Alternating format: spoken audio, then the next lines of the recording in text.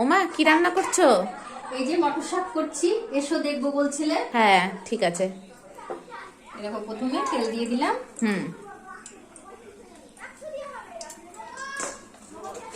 তারপর একটু ফোড়ন দিয়ে দিলাম। আর রসুনটাও ফোড়নে দিচ্ছি। আচ্ছা একটু নেড়ে ছেড়ে শাকের মধ্যে বেগুন, পেঁয়াজ, কাঁচা লঙ্কা সব দেওয়া আছে, আমি একসঙ্গে দিয়ে দেবো শাকটাকে।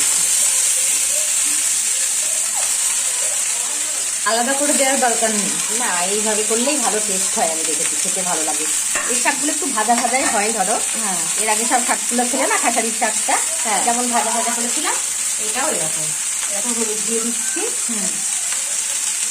স্বাদ মতো একটু লবণ দিয়ে দিলাম, পরে লাগলে দেবো আমরা। একটু নাড়াচাড়া করে ঢেকে দেবো। এই ঢাকাতেই আস্তে আস্তে হয়ে যাবে শাকটা। এরকম এবার ঢেকে দিচ্ছি নাড়াচাড়া করে, এবার ঢেকে দিলাম একটু।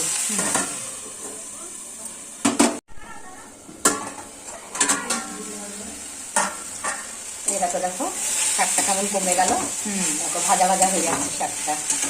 এইভাবে নাড়তে নাড়তে ভাজা ভাজা হয়ে যাবে। মটর শাকও তাই ভাজা ভাজা করলে ভালো লাগে। শাকের শাক ভাজা করলাম যেমন, ওই রকম মটর শাকটাও তাই। আচ্ছা আর একটু হবে, আর একটু ভাজা ভাজা হবে। দেখো দেখো শাকটা কেমন তলায় লেগে যাচ্ছে, তো তার মানে ভাজা ভাজা হয়ে গেল এবার শাকটা। দেখো ভাজা ভাজা হয়ে গেছে, আর একটা কেমন মানে গলা পাকিয়ে যাচ্ছে, তার মানে শাকটা ভাজা হয়ে গেছে।